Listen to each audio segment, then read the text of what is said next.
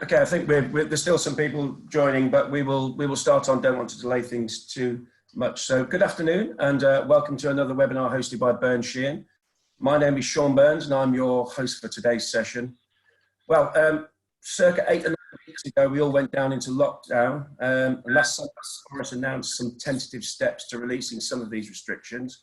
However, if we sort of cast our minds back those 8 weeks, almost overnight, all our organisations changed the way that they operated, from a predominantly office-based working environment to a distributed one. Some were well prepared for this shift, others less so. It's fair to say that all have had to change and adapt to new ways of working. This afternoon, we're going to be exploring how distributed organisations can continue to build a positive and productive culture. I speak to a lot of people on a daily basis and with various leaders and managers. And the impression that I'm getting from this at the moment is that people are now in more meetings, feeling more pressure to be present or visible, and have less bounds between work and home life. The lack of a commute, the absence of a walk around the office, and the limitations on social interaction are affecting all people in different ways. So today we want to explore how organisations are managing this and how they are succeeding at channeling their company culture from the physical workplace to the new home space. We will look at what the future looks like, and are some practices we've adopted now here to stay. So to help us explore and share some of our insights, we've got a panel of guests today. Firstly, I would like to Michelle Coventry. Welcome, Michelle. Hey. Michelle is the VP of People at 5AI. 5AI are a very cool, cutting-edge tech business. They are Europe's leading private autonomous vehicle company. In addition to this, Michelle is also talent advisor at Kindred Capital, an early tech VC where she supports the portfolio founders on their people strategies. Secondly, I'd like to welcome David Barker. Hi, David. David has spent the last 4 years living and working in Los Angeles as the global director of people at Riot Games. He has recently moved back to the UK to join Paddle. Paddle are a platform that enables software companies to run and grow their businesses. He is their new VP of Talent and People. Welcome, David. Our third member is Mica Vaipan. She's the ex-COO of Bisbee. Mica is the founder of New Baseline and works closely with entrepreneurs and early startups, running coaching sessions to help manage people and prevent stress and burnout. Next up is Francesca Crossley. Francesca is a talent partner at Moneysupermarket.com, and alongside scaling their product and data teams, she works closely on employer brand projects. And in addition to all this, she is a qualified mental first aider. And finally, we have the pleasure of welcoming Marta Jasinska. Marta is the CTO of Moo.com, the leading online printing and business design. She's currently leading a distributed tech team of circa 120 people and responsible for overseeing their whole tech function. So welcome to you all. Before we dive in, I'd just like to welcome all those people who've joined us watching at home. Thanks for the hundreds of questions we received prior to this event. I will try and get through as many of those as possible. Apologies if we can't get through them all. But also, please feel free to ask questions via the chat function. And again, I will try my best to make sure that we get as many of those answered as we possibly can. All right, let's jump straight in.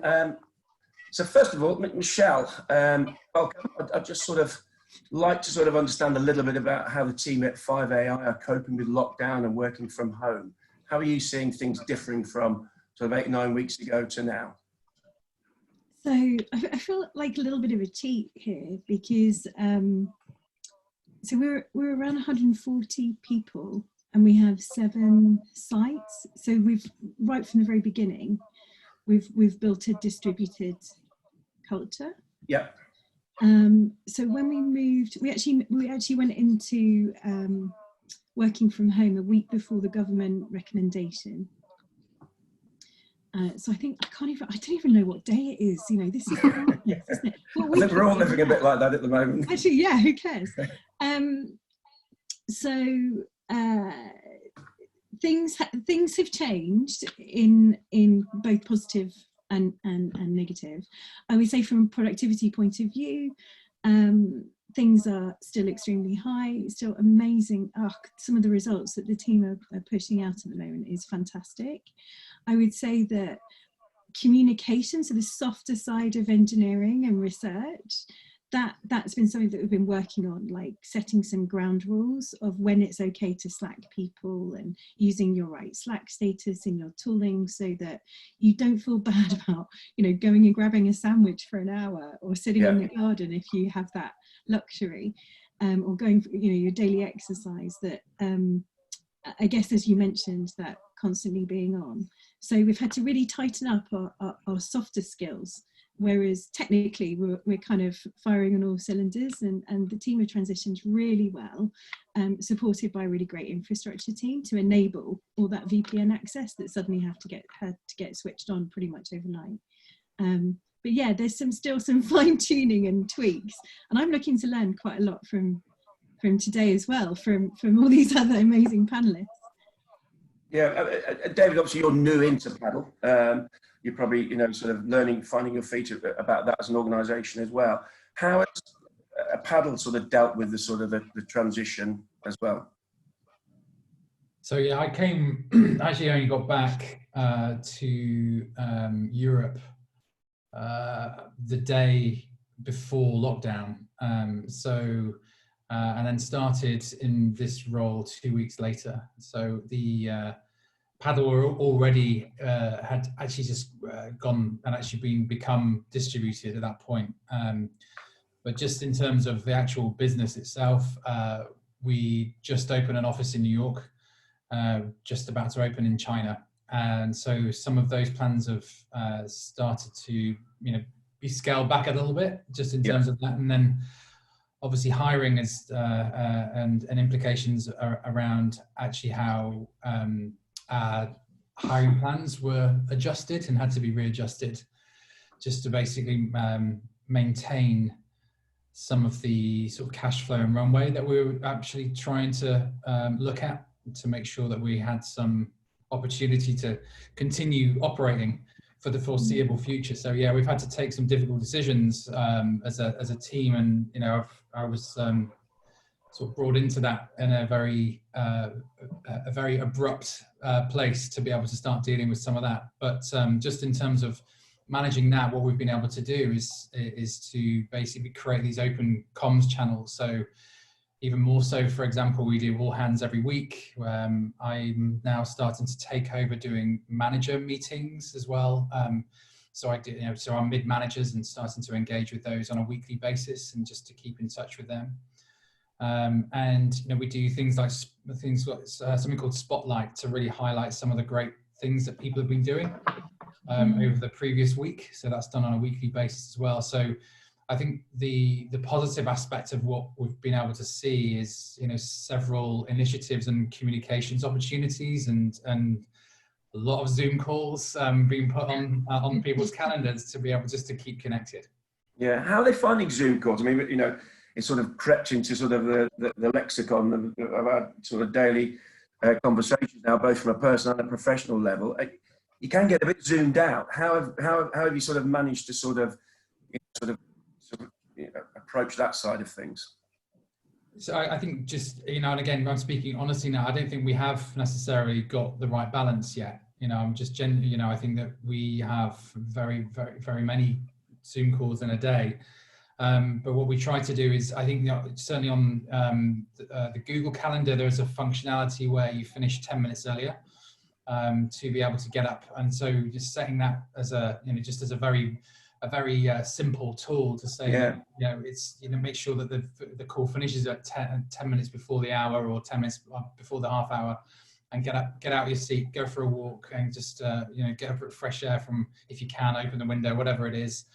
And then, you know, we really, you know, to what Michelle was saying, you know, the lunch aspect on Slack, you know, we've tried to put lunch block out and block out people's calendars. And the other thing that we've actually tried to do, we still have, what we have is meditation sessions as well, online meditation sessions at lunch, that we also are able to just continue doing as well. So those are one-on-one sessions that people have taken up, and ever since lockdown, every single session has been booked out. So you know, it's, you know, there's just, you know, very, I suppose it's some simple things, and obviously we're paid for things as well we've been looking at. Marta, obviously you've works like sort of Michelle, a distributed workforce across the sort of the piece. But have you seen any sort of challenges that you perhaps have come in light since the sort of COVID situation, and you know, how have you sort of overcome some of those challenges? Yeah, I think we have twofold challenges in my team. One is purely technical. We are distributed across many offices at Mo, but there are many teams who historically would never consider working remotely. Teams like photographers and artists, designers. We also have people who just cannot work from home, people who are working on the warehouse floor. So it's a very diverse workforce who's spread globally, but certain people never worked from home, and our teams had to help them learn the tools, make sure they have the right hardware in place, make sure they have the right security setup on the laptops. And we only had like 48 hours to turn it around. We went on work from home mode 2 weeks before the lockdown was announced. And we moved quite quickly on making sure that everybody can grab, you know, the mouse, the keyboard, the laptop, leaflet that explains VPN, and they can go and be productive from home. So that pretty much took us, the first 2 weeks of that kind of situation was taken up by technology challenges.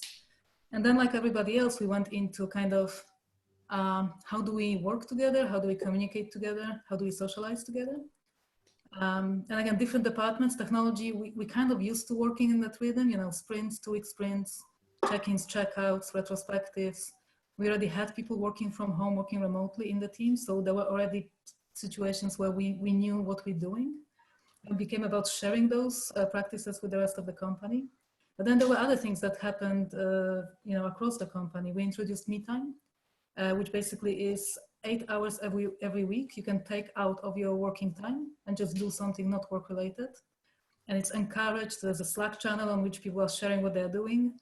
Many sourdough breads were baked. Many kilometers were run. I ran like 200 kilometers since this started. It's like, what else am I gonna do? There's a lot of really great stuff happening, and you can see that people are actually taking the time because it's being not only encouraged but like shared, and people are being cheered on, and you know, it's just a nice place where everybody comes together, shares what they do.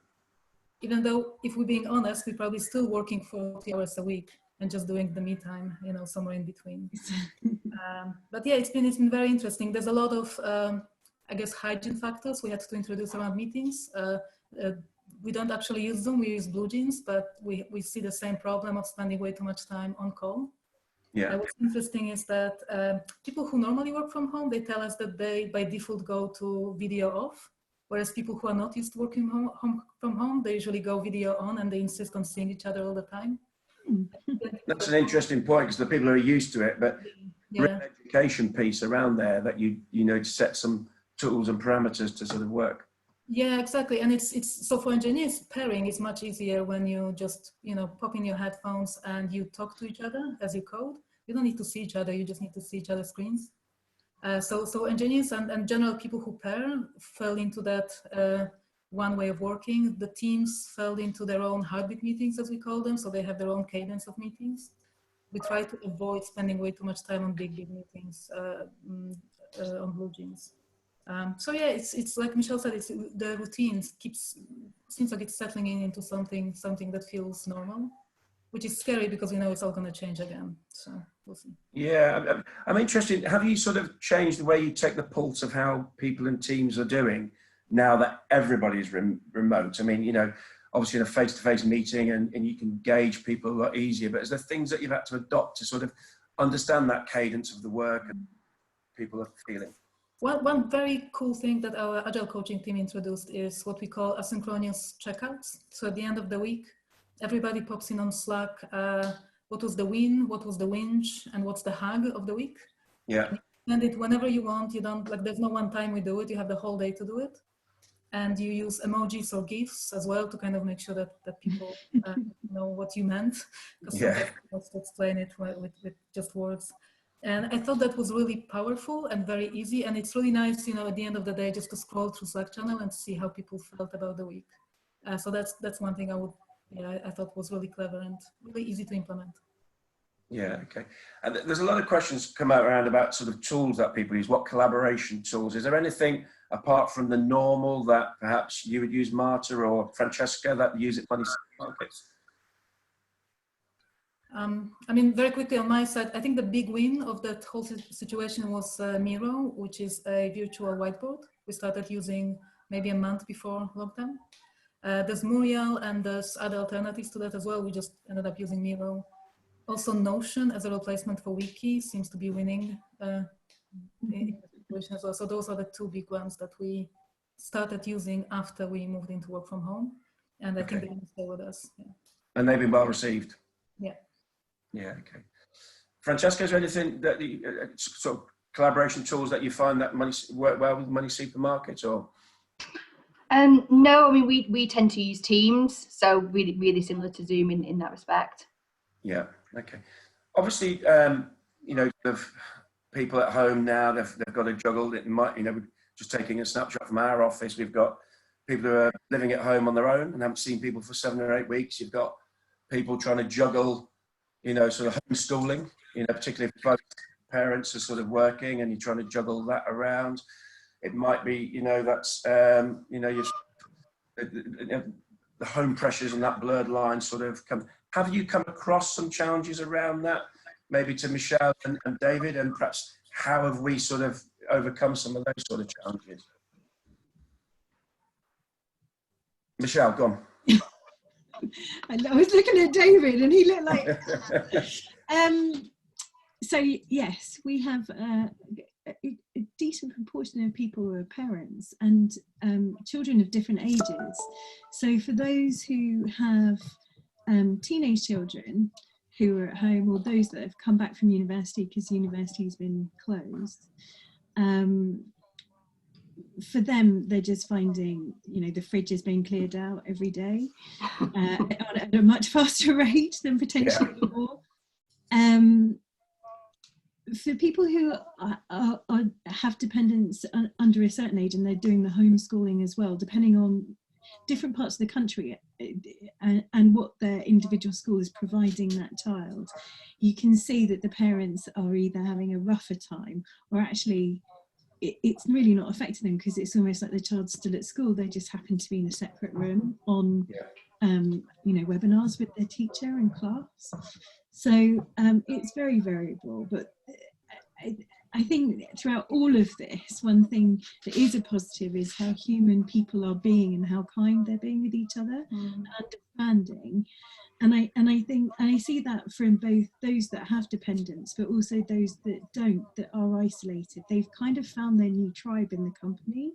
So we've got a virtual kitchen, which is open, just like it would be in real life, that people pop into and have a cup of coffee or a cup of tea, just like they would hang out normally. And then we still have our social events like a scavenger hunt. We've got games, board nights that still happen in 2 offices, but they've merged them, so they're actually coming together over a common hobby. It's interesting. In our own office, we've got a Manchester office in London. We've found exactly the same thing, actually. Those 2 offices have got closer together because we've all sort of working this remote, and that has been a real positive advantage of this. Yeah, and so in some ways that's been working well. I think I am conscious though that the people who are without dependents, that they are isolated, potentially living on their own, that their sort of go-to for social outlet happens to be another Zoom call. And you're conscious of them sitting in front of a screen for even more hours, but it's weighing up that balance. And I think, you know, we always, in the morning, all the different component teams will actually have a team stand up anyway, pretty much all engineers and research scientists. And then I do check-ins on hiring, which gives me a company, you know, cross-company reason to actually get in contact with people, as well as we've got a task force that we've set up internally, so we can bring the managers in on that. And I think it's creating a fabric within the company to have different types of conversations at different levels, and finding new ways to connect, which could even be, we've been sending out parcels, you know, little mugs and postcards. I don't know if you've seen an uptick at Move from 5AI buying this stuff, but not as big as you would like to see, but yeah. Yeah, okay, I'll get on. But yeah, you just having to think creatively and giving it a go and trying and experimenting. And I think the fact that everyone's in the same boat is helpful. My biggest concern is when you start to return to the workplace, and potentially some people will be at different levels of anxiety about traveling, their commutes are different, they still might have dependents that they have to, revert back. Yeah. And some people may go in and some people may not. And how do we balance that? Because everyone's on a level playing field at the moment. And the minute you start moving that playing field, things start to creep in. Yeah, I think we'll perhaps explore that a little bit later, but I think it's a really interesting point. And obviously, Boris released some of the measures on Sunday, and I think they will increase, hopefully, as we sort of go through. And there definitely will be some challenges sort of presented around that side of things. So, Francesca, just what initiatives have you got in place at Moneysupermarket to help support your employees during this time, particularly because I know you've got quite unique working cultures. How are you supporting them? So we've kind of gone in with the understanding that everybody's experience of, I guess, lockdown is different, and a little bit like Michelle said, everybody's personal circumstances are different as well. So one thing that we have done is we used to have core working hours, and we've switched that out, so people can make up their hours as and when they need. If they need to do, say, a few hours in the morning, a few hours in the afternoon, even kind of tie it over in weekends, that's absolutely fine. It's not about kind of the standard working hours anymore, with people kind of juggling whether it be young children or other responsibilities. So that's one thing we've done. We've also introduced what we call COVID care leave. So that is a voluntary scheme. So if people have got young children and their other half is a key worker, that's an option to kind of take some of the pressure and the stress off if they are managing too much and kind of struggling a little bit there. That's something that we've done. We've then kind of done a whole different remit of things, like our freedom pot. So that is £150 that we gave everybody in the business to help set up essentially their working environment, because kind of like people have touched on before, everybody's experience is different. Some people, and as a business, we are set up to work remotely generally on the whole, but it would be, say, 1 day a week, not 5 days a week. So whether somebody needed a desk or a desk chair and a screen or a kind of a remote mouse, things like that, we release that money, or they could use it on their mental well-being. So if they wanted to do, I don't know, say a meditation course or something like that, that's another thing that we've done. And then obviously, as you mentioned before, we have got mental health aiders across the business should anybody need to talk. And we are doing quite a lot for mental health first aid week next week. Yeah. So that's kind of some of the initiatives that we've put in place up to now. Okay, that's great. I mean, you sort of touched on sort of the mental health being, and no doubt there is quite a lot of stress at the moment, and everybody's sort of perhaps sort of feeling that sort of stress. I mean, Mica, obviously to you, what do you see as perhaps some initiatives that we can help to support people, particularly around mental health and well-being, and to reduce those sort of stress levels? Is there any advice that you could give? Yeah, I mean, it's interesting. I mean, when it comes to stress, it's not just mental, right? It's physical, because ultimately a period of chronic stress results in physical consequences on how we feel. So it's so much to do with mental and physical health together. The one thing that, and I think that's one thing that for me even I've learned during this period is the importance of work and life routines, and the importance of creating those separations, right? And actually taking a very intentional approach, almost a bit of a scientific approach, and developing that awareness. So I was working with a client on developing their sleep routine, and it was very interesting how we worked backwards from, okay, what time, and literally we took a spreadsheet and it was like, what time do you want to be awake? Therefore, how many hours do you need for sleep? Therefore, what time do you need to be asleep by? And then we went hour by hour. And what the person said, they were like, I have no idea what I do during this time. I'm probably on my phone. And, you know, just that realization that we're not aware of how we spend that time, and becoming, particularly now during lockdown, it's so important to be intentional with how we use our time. So structuring that routine, and I would start with the importance of a morning routine. And that is just so, so important, because it's how, you know, we can start the day commanding it, or we can start being at the mercy of it, right? And what I would include in that routine are probably, I would say, 3 things. So firstly, trying to hack our human negativity bias, or override that kind of surge of adrenaline and cortisol that we get in the morning, by including activities that involve more, something that involves more gratitude and laughter. So for example, as an example, my husband and I have introduced an intentional laughter. So we made a rule: first thing we do when we see each other in the morning, we laugh. It doesn't matter if there's something bad, you don't pick on it until after 11 a.m. And that just sets you for the day. So we know we laugh, and we laugh at the fact that he snores, or at the fact that, you know, whatever silly things there may be. And that just matters a lot. The second thing, you laugh mostly at him, right? We laugh at very different things, but absolutely, you know, it can be the fact that I kick him during the night because he snores. So, but that's how a rule, you know, we've kind of established, and the importance of it is for it to be intentional. Like, don't just expect that things are just going to happen. And then, you know, the other thing is to make sure that you get at least 5 minutes to yourself. Like, and if that involves, if there are people who have children, if it involves waking up a little bit early, just to get those 5 minutes to yourself, when you can, you know, if not a formal meditation, just meditate to yourself and kind of ground yourself. And the other thing is an activity that is really grounding. Now, that can be a walk in the morning before you start work, because we're used normally, you know, when we go to work, we'll either walk or we'll do something, right? Whereas now you wake up and you go straight into your computer, and actually just creating that routine and being right, okay, before I start working, I'm going to take 30 minutes to either do a walk or to do my yoga or to do my exercise. And that's the thing with exercise, particularly if you let it later in the day, you're finding excuses.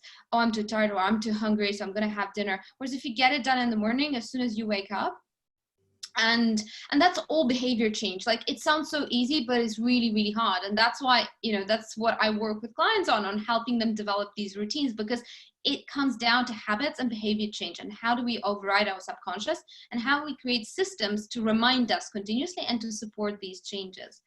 So the morning routine, absolutely important. The second one, and I think Marta will probably kind of agree with me, because in the development part, you know, the Pomodoro is very famous, but working in intervals. And working in intervals is something that athletes do. So I took it kind of from athletes, but also developers do.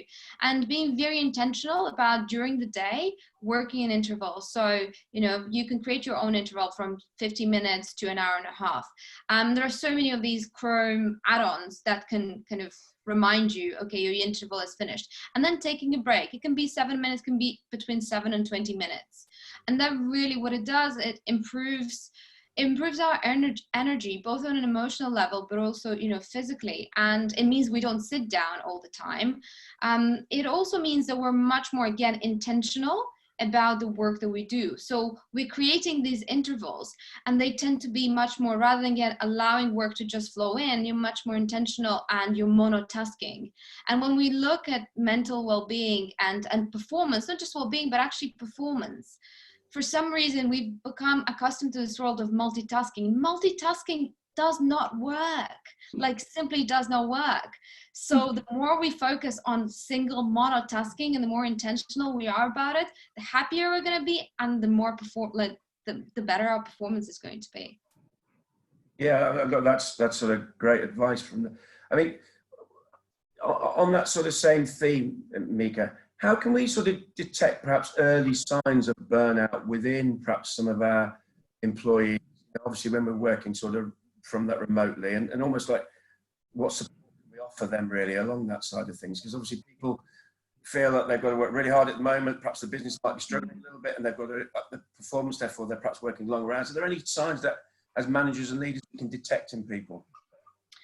Yeah, it's very interesting. I mean, of course, the signs are, again, they can be on an emotional, they can be, you know, you just feel constantly drained. I mean, the first sign is you wake up in the morning, you dread another day to happen, right? And you're like, not another day. And that can be kind of physical draining or emotional draining. I mean, I really believe in the power of the individual and giving the individual the kind of what is known as agency in kind of psychology. And so creating these, almost encouraging our team members and employees to check in with themselves and to have that ability to clarify for themselves, where are they at? So one thing that I encourage is taking 1 hour on a Sunday to really kind of check in with the demands that are placed on you and the resources that you have available. Because ultimately, simply, if we think about when we kind of go into burnout, is largely when we feel threatened. So there's a difference between feeling challenged about something and feeling threatened. And feeling threatened is when we activate that fight or flight response. Yeah. And if you activate it for a prolonged period of time, it kind of leads to burnout. So feeling challenged is a different way of being stressed, but it's in a way when you feel you've got enough resources to deal with the demands at hand. And so what is really important is for each individual to take time to reflect on where they are, where is their balance of the demands that are placed on them, the pressure, you know, it could be an emotional demand from their children. It could be the workload. It could be the pressure that they feel they're putting on themselves or the pressure that the employer is putting on them. And to literally take an hour and write things down and think, actually, I don't feel that. I feel like I'm overwhelmed. And if we help our employees very clearly articulate, actually, and first of all, track and become aware, because most of us we're just not aware. We're hamsters on a wheel most of the time. So we're not aware of where's that balance between resources and demand. And the more we set time aside to actually reflect and write down, the more we become aware, and therefore we're able to actually start asking for help. And if that becomes a policy, you know, if that becomes a company-wide policy, that actually you are encouraged to reflect on it. And if you're feeling that your balance is out of whack, you're encouraged to actually speak out, not as being weaker, but on the contrary, as you being someone who looks ahead and says, I actually feel that there's too much pressure, or there are some deadlines that are imposed that are not actually that urgent. And particularly in the world of startups, like everything needs to be done yesterday. And that puts just incredible pressure on employees. And not everything needs to have been done yesterday. And that's what causes that anxiety. Yeah, yeah. I mean, before we sort of came there, we were talking about the fun aspect of things. And I think that's, you know, really important. But, you know, sort of, Marta, you touched on a couple of them before. What sort of initiatives to drive that sort of the fun element and the sort of the non-work related things are you doing with your teams? Yeah, we experimented with many things, I would say. I think the most successful ones were two kinds of events. Events when we get large groups of people to do things together. I think I mentioned earlier, we have all hands, and we try to have a fun spin on every all hand we do. So we had all hands hosted by children. So children of people who are on the team would come in. And I would love to see one of those. No, as a father of four, I'm not sure my children would host that, but perhaps I can join you. It was something. Yeah. We also did like exercise focus all hands. So we all did chair yoga with poses and everything. And because it's we use Blue Jeans events platform for that, you cannot see everybody else, but everybody else can see panelists and people presenting. So you feel really odd when it's just like the five of you doing the chair yoga and the children are cheering you. Yeah. But yeah, so those kind of are good. We found that those are good moments to bring the teams together, share information with them, make sure that everybody hears the same thing at the same time. And it's really important these days as well. Communication needs to be focused and managed in a timely way.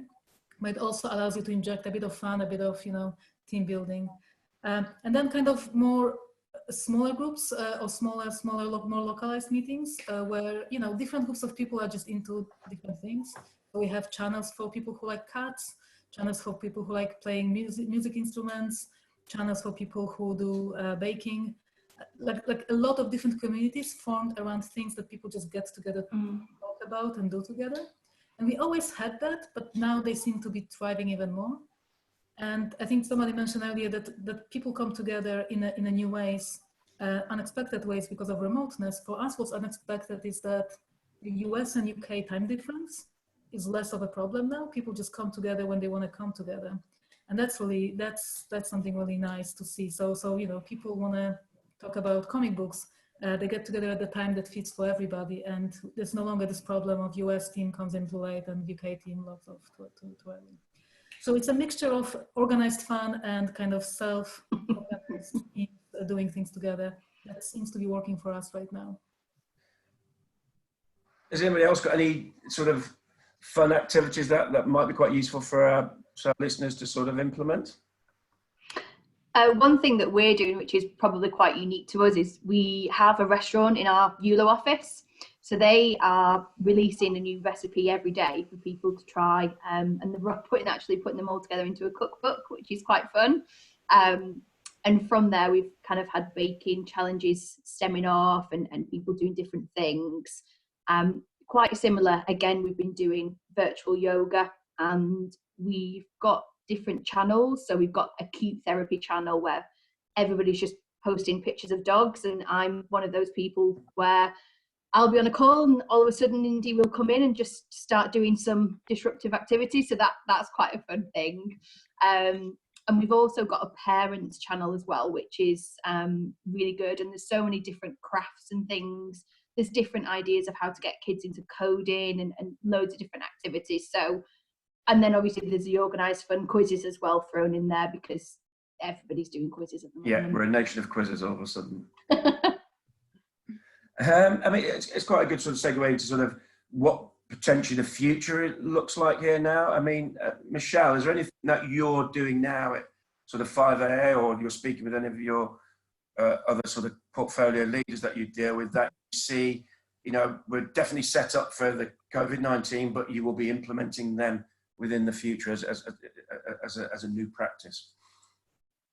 So not fully baked at 5AI. I think it's still early days. We've got I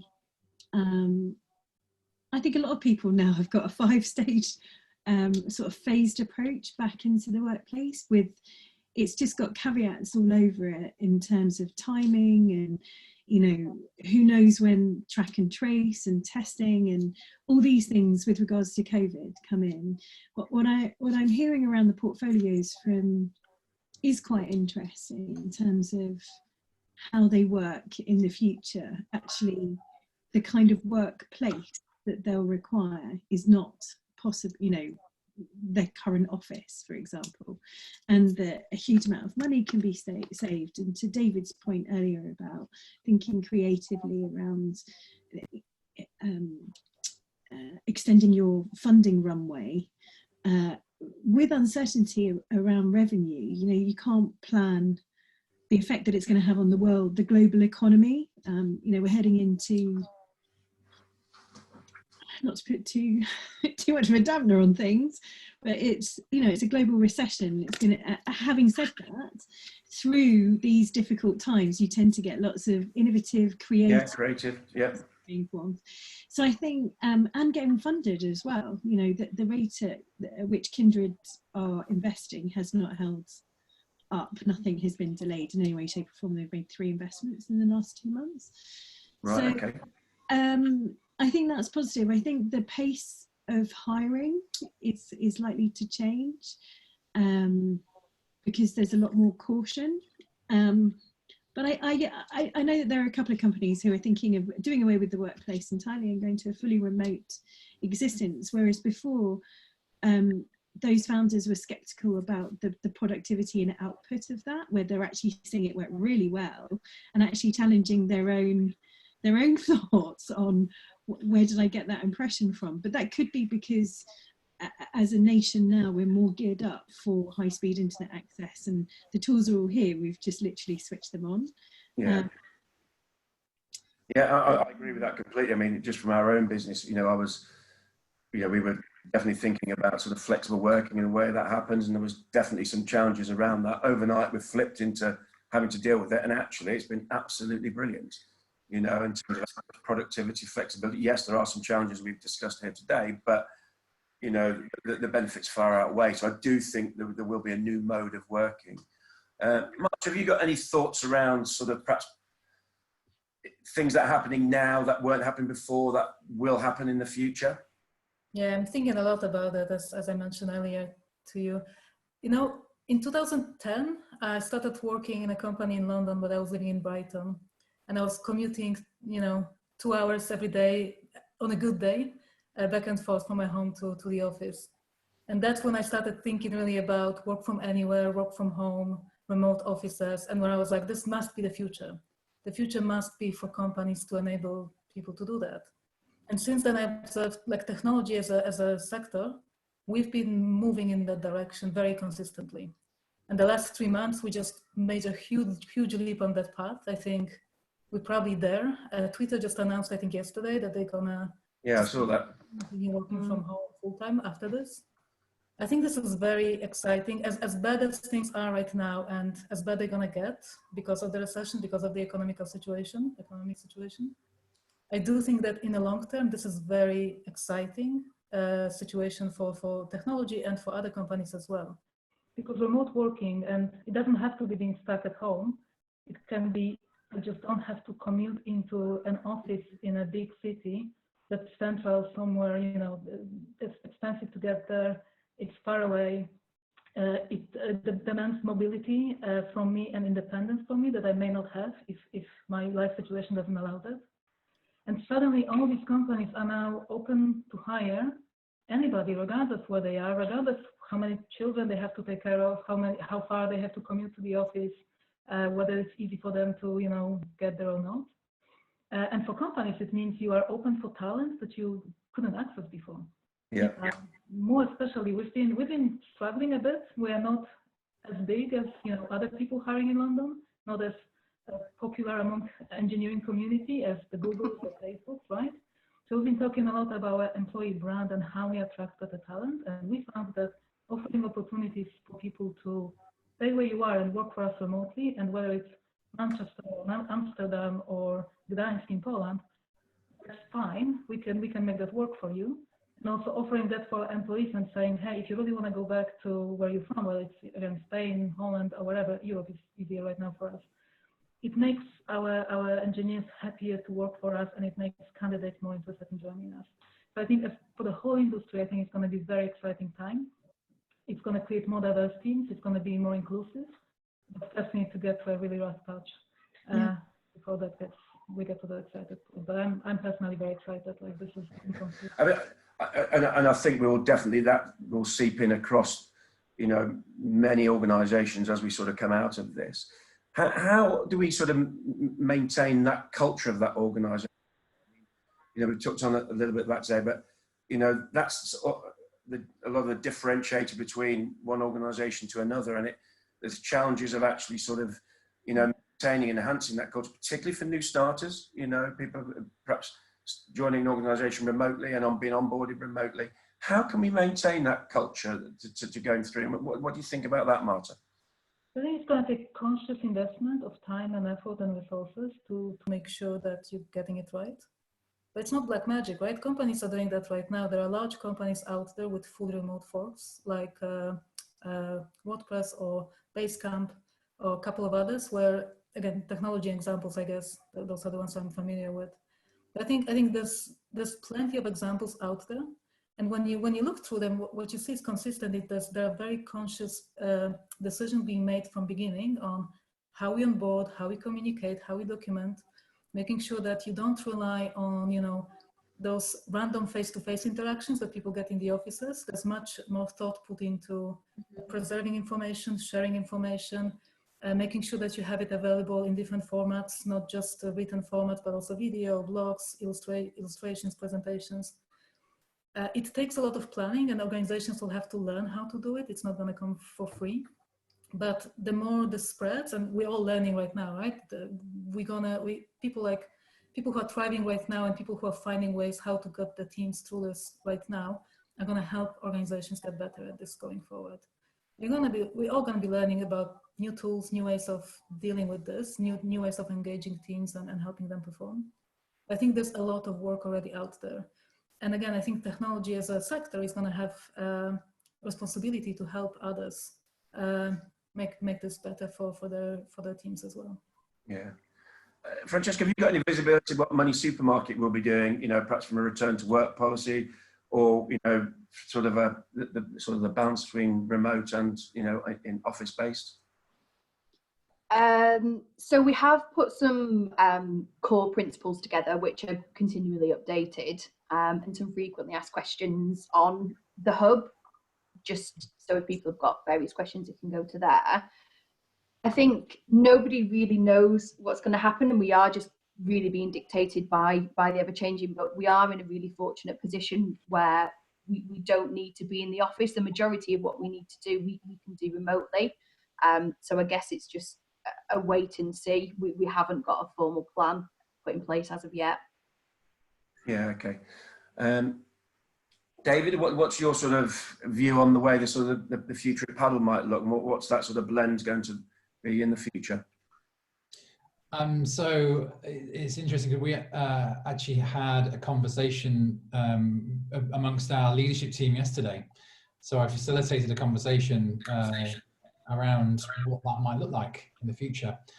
And I started that conversation going into the fullest extreme, meaning that I started off the statement being that paddle is a remote first operation and we won't have an office.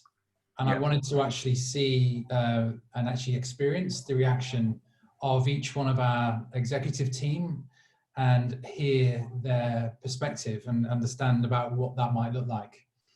And it's interesting, so, really with the two co-founders, and hopefully I'm not going to share too much of how they're sort of feeling about this, but, to what Michelle was saying, it was fascinating to see actually how their thoughts process was taken on a journey through, it was probably about a 45-minute conversation and discussion to actually saying, well, actually we probably could operate as a remote first organization. There's still an inkling that we may still need a operation or a smaller office of some sort to think about how we, potentially have a small sales team together. Or it may be, for example, where we might want to collaborate. So we have, product design, engineering at the beginning of a project or a product release, and starting to do some concept work about getting that team together. But then ultimately they disperse once those sprints have started to set up, because you can then start doing stand-ups remotely. Yeah. So the concept of where I actually thought the founders may go was actually dispelled yesterday into a place where there is definitely openness in terms of considering a very, very different future and a very different world about how we could operate in the future.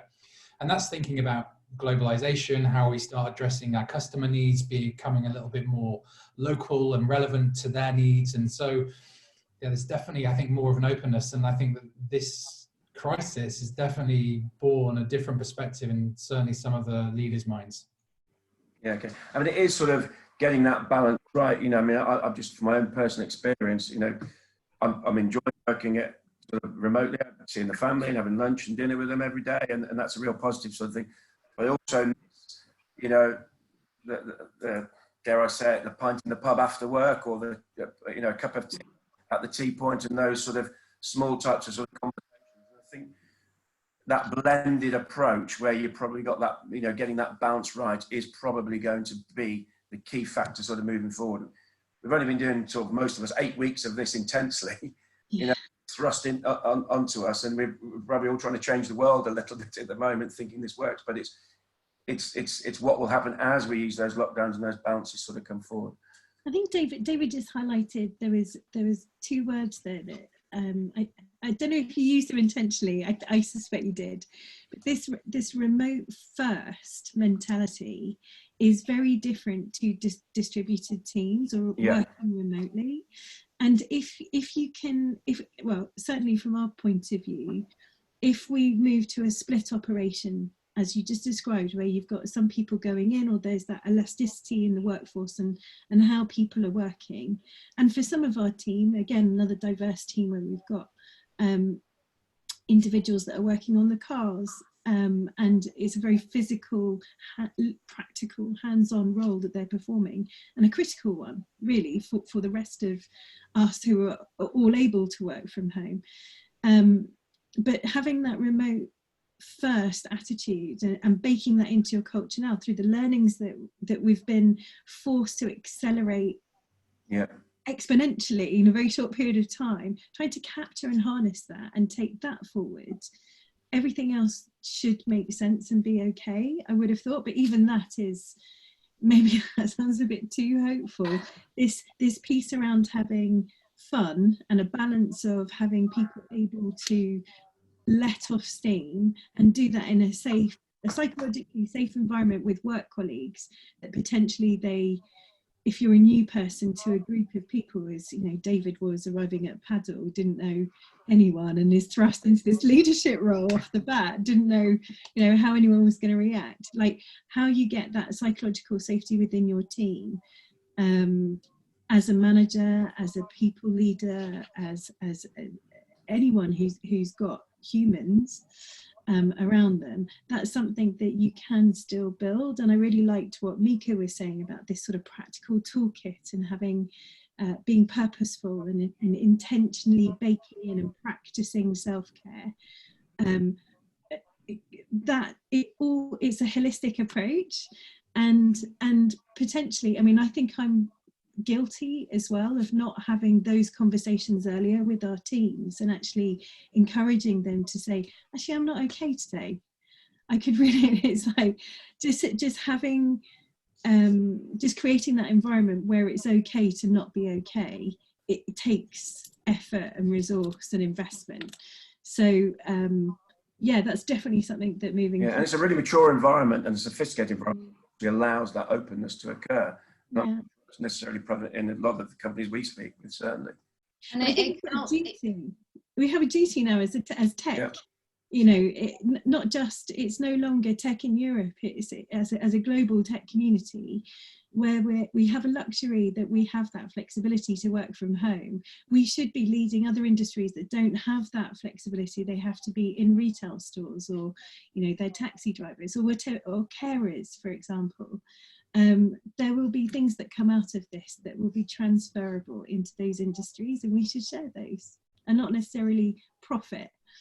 Yeah, 100% agree. Sorry, Mica, do you want to say? No, I was just saying, actually, by encouraging this culture, you're actually encouraging a proactive coping strategy. You know, it's not just about moaning, and there's a difference between moaning and actually exploring intentionally, as actually saying something's not quite okay, and then looking into what's not okay and actually how can it be fixed. Because if it's not raised, then it can't be fixed. Right. Okay, I'm sort of conscious we're sort of coming to the end of sort of an hour now, and I appreciate taking up a lot of your time already. Really do appreciate the insights that you've given to sort of both, you know, all your organisations, but also outside of that, and the insights that you've shared with us. Really do appreciate with that. For me, sort of the takeouts from this really is, you know, again, it boils down to communication. You can have all of the tools and everything else, but it's about that high touch point, listening to people, giving people the opportunities to do that. You know, I think if we can implement that within our structures, we can maintain our culture, and we can obviously continue in the trajectory that the business is going. So communication for me is fundamental sort of key from that. Is there any other takeouts anybody else would like to sort of share, or perhaps a reading list or something, a podcast that people listen to that we could perhaps sort of pass on to people? Is there any thoughts around people would like to share with that? The only thing I love the Headspace app. Sorry.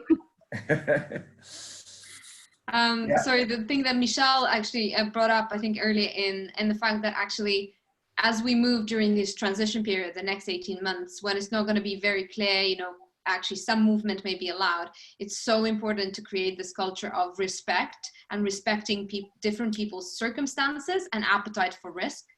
Because, you know, a family based in, I don't know, let's say Oxfordshire with a house and children is very different just to a single person living in London in a small flat who is an extrovert. So just having and just encouraging that culture for, we need to respect each other and not apply a blanket policy. Yeah, and it's important that leaders and managers of people understand those circumstances and are aware of that. And that again comes through the communication. I think you used the words kind, and, you know, we do have to be kind and respectful of people's individual circumstances, and obviously where that's sort of it, and then tailor something around that can work. look, guys, thank you very, very much. Really appreciate you taking an hour out of your day. Hope the audience found it really useful. Some fantastic sort of takeouts from that. We will, obviously we've recorded today, we'll be sending that out, and we'll be writing a blog with some of the features along that side of things. So if anybody's missed anything, they can use that as a later date. But thank you very, very, very much indeed. Really appreciate your time and everything. Stay safe, everybody. Thank you. Thank you. Thanks. Bye. Thank you.